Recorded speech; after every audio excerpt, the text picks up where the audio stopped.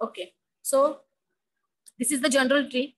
आता general tree मध्ये काय होतं, in the data structure general tree is a tree in which each node can have either 0 or many child nodes.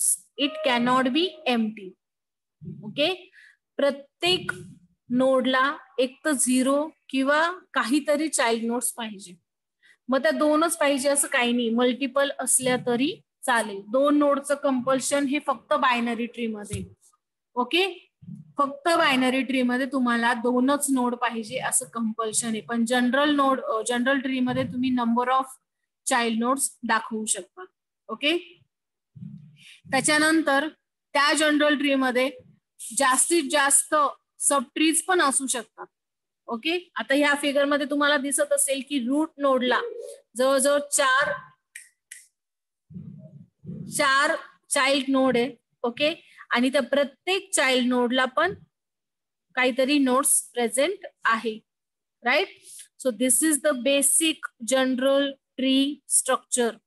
I repeat, general tree मध्ये प्रत्येक नोडला कमीत कमी 1 आणि जास्तीत जास्त कितीही नोड असल्या तरी चालतील. इथे लेफ्ट ट्री, राईट ट्री किंवा सब ट्री असा कुठलाच इश्यू नसतो. ओके, कळलं जनरल ट्री काय असतं?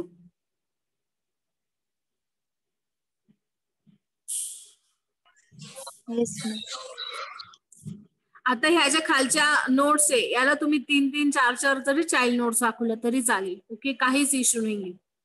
ना लेफ्ट ट्रीचा ना राईट ट्रीचा ना 2च नोड पाहिजे असा कुठलाच इश्यू जनरल ट्री मध्ये नाहीये. इन शॉर्ट तुम्ही ही ट्री कशीही ड्रॉ केली तरी चालेल, कशीही. फाईन, कळलं सगळ्यांना?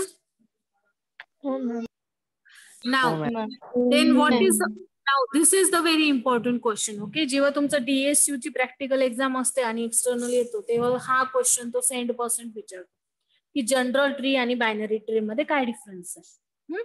So will go through the difference. मी ह्या नोट्स ब्लॉगवर पण अपडेट करणार आहे आणि तुम्हाला जे ऍप प्रोव्हाइड केलेले त्याच्यात पण अपलोड होतील. तेव्हा हा डिफरन्स परत एकदा नक्की वाचायचा आहे सगळ्यांनी. Okay, so first difference is general tree is a tree in which each node can have many children nodes. Okay, आणि इथे as I told you in binary tree each node can have at most 2 nodes. म्हणजे general tree मध्ये आपण कितीही node दाखवू शकतो, binary tree मध्ये आपण जास्तीत जास्त 2च नोड दाखवू शकतो. That is the first difference. Okay, second difference is the subtree of a general tree do not hold ordered property.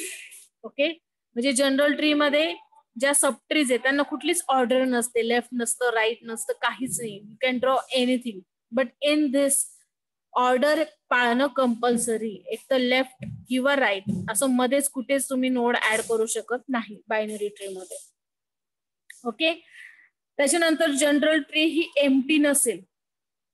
Okay, empty नसेल म्हणजे काय की रूट नोडला काहीच जॉईन नाही केलं, एकही चाइल्ड नोड नाहीये, ते जनरल ट्री त्याला आपण म्हणू शकणार नाही. जनरल ट्रीला एखादी तरी नोड असणं कंपल्सरी.